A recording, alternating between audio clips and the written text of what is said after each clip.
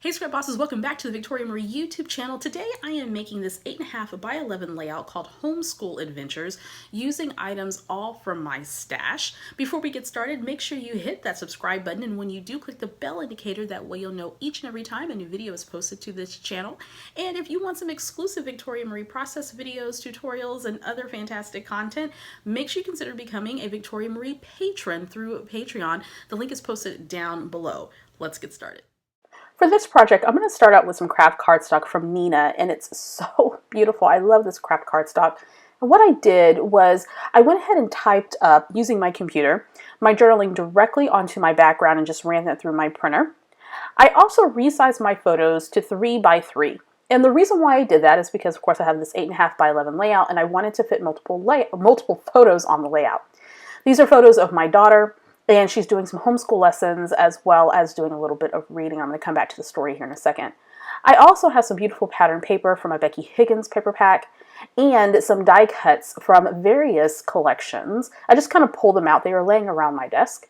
I'm also going to do a stamping technique where I'm going to create a border with a little border stamp. Well, it's actually not a border stamp, it's a stitched stamp. I'm going to create a border.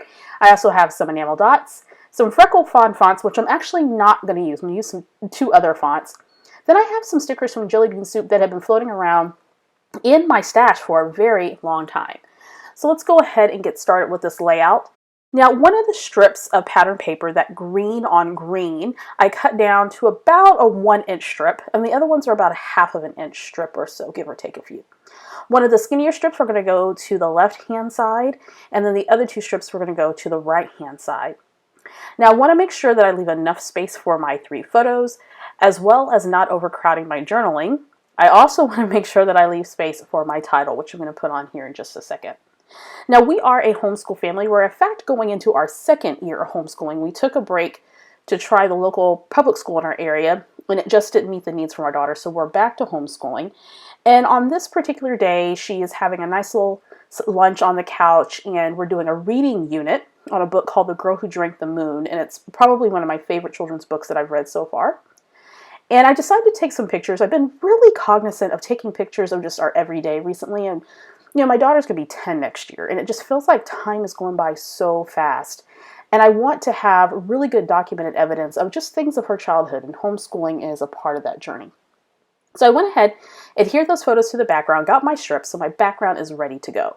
Now I'm going to go ahead and create a stitched border. Now, I'm a bit of a lazy scrapbooker, so anytime that I have a tool to create, like, say, faux stitching, I'm going to use it. So I'm taking some of these Felicity Jane stamps, or at least one of them, and there's 2 stitched patterns on here. There's a polka dot pattern, and then there's one that looks like an actual sewing stitch. And I'm going to go ahead and create a stitched border right there outside of my pattern paper strips. This is a really great technique if you don't have a sewing machine, or if stitching is not your thing. You can just create faux stitching using stitching stamps, and you can find those pretty much anywhere. Now I'm going to go ahead and add some embellishments. So I have this cute little mason jar that says Discover. I also have this label. It's kind of a cream and yellow label. I'm going to end up switching this up a little bit. I have another label that had the number 5 on it, and I also have a die cut that's a number 6. And what I did was I flipped it upside down so that can be a number 9, because I like to represent my daughter's age on her scrapbook layouts. So at this point, I'm trying to figure out what I want to do. I have this layout all planned, and then I totally forgot what my plans were. That's just the story of our life as scrapbookers. I'm going to create an anchor for my cluster that's going to go to the bottom right of the layout. So I'm going to take both of those labels. I just wanted a little bit of that brown from one of the cream labels, as well as the yellow for the other one that's layered on top of that, to serve as my anchor. Also, I wanted to add in that 9 die cut, or actually it was a 6 die cut that I turned into a 9 die cut, as well as some wood veneer. I thought those wood veneer stars went perfect against that light craft background. It's just so beautiful. And you know what's a nice departure from using white. We see a lot of folks using white, or in my case, I like to use a lot of pattern paper backgrounds, but I love the craft. It's so nice and classic. I'm going to go ahead and adhere these elements on, just making a small layered cluster, and I love the way those little stars look. I like whimsical elements on layouts that I do about my daughter, so I try to add a little bit of that in every now and then. Now I have this fun little label, or I guess it's a banner, and it says Little You, and I'm really wanting to use it, but it's not going to work out.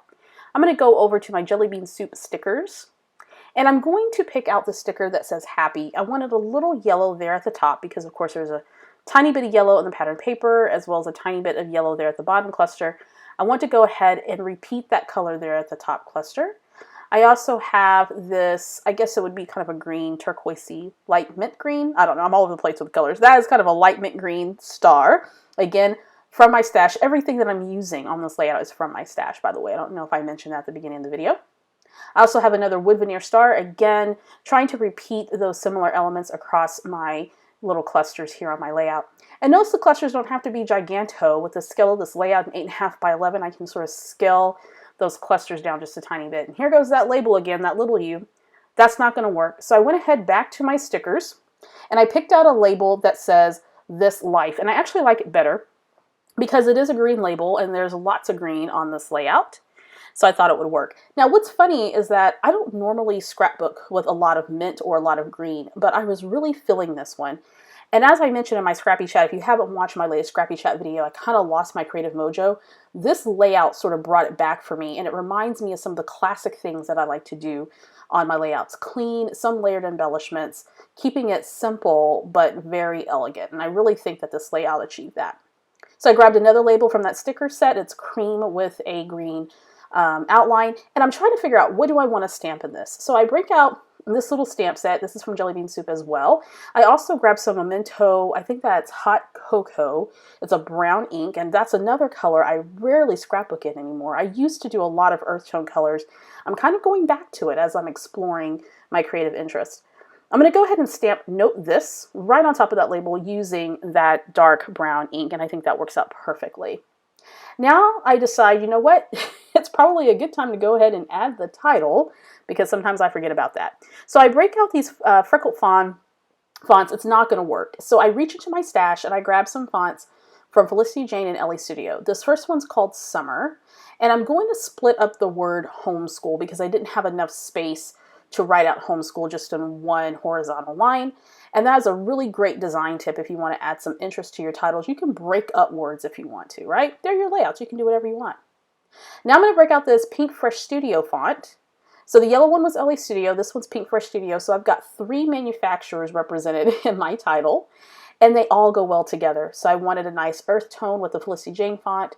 I wanted the yellow to pop in the layout, and then I wanted a little bit of green. And I think that worked out perfectly. Now I'm going to go ahead and put in this little pin here. That's not a pin. What is that called? That is called a brad. I had a bit of a brain fart there. So what I've done is I've taken my piercing tool from Tonic, which I absolutely love it. Love that tool so much. And ran that brad right through there. And it says hi. It's a nice little fabric type brad. I'm adding some washi tape in the back so when I put this inside a page protector, it doesn't snag on another layout. Okay, so I think with that, I'm going to call this layout done. I'm trying to press in my little font stickers, which I'll probably have to go back and add some extra adhesive so they don't fall off. And with that, I'm going to call this layout done. It was so refreshing using a different color combination and really going back to how I like to scrapbook. And I think that's kind of what I needed to pull myself out of a creative rut. I'm slowly but surely getting there. All right, if you want to see stills of this layout, head on over to the Victoria Marie blog. While you're there, make sure that you subscribe. Also, don't forget to subscribe here to the YouTube channel. When you do, click the bell indicator. That way we know each and every time a new video is posted to this channel. I will see you guys next time.